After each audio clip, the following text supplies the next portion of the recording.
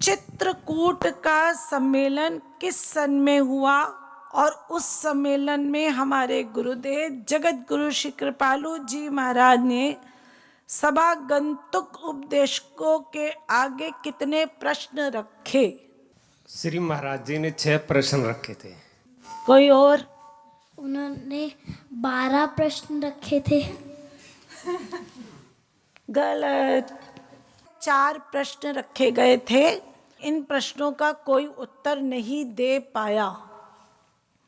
उसमें था कर्म, ज्ञान, उपासना। ये 3 हमारे वेदों में, शास्त्रों में इनका ही वर्णन है। कर्म मार्ग के विषय में, ज्ञान मार्ग के विषय में और उपासना यानी भक्ति मार्ग के विषय में। इन तीनों का समन्वय करके हमको क्या करना है, इसका उत्तर देना होगा।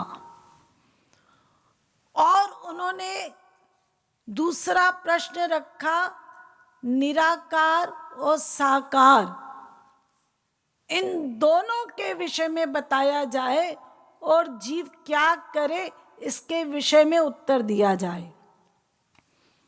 तीसरा था मीमांसावादी निरीश्वरवादी सिद्धांत है, इसका पूर्ण विवेचन किया जाए। चौथा था विशिष्टाद्वैतवाद, द्वैताद्वैतवाद, द्वैतवाद, अचिंता भेदवाद, इन सब के विषय में बताकर जीव क्या करे इसका उत्तर दिया जाए। यानी जिनको समस्त शास्त्र वेद पता हो वही इन प्रश्नों का उत्तर दे सकता था। उसी चित्रकूट में काशी विद्वत परिषद के उपाध्यक्ष गए थे गिरिधर शर्मा जी। उन्होंने जब ये प्रवचन सुना तो उन्होंने कहा ये कोई साधारण नहीं है, ये कोई अलौकिक बालक आया है।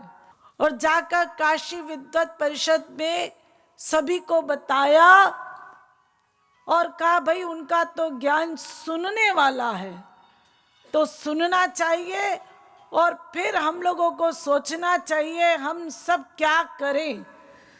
तो सबसे पहले जगत गुरु उपाधि का जो अध्याय शुरू हुआ था वो चित्रकूट सम्मेलन का 1955 का था, जिसमें 4 प्रश्न किए गए थे।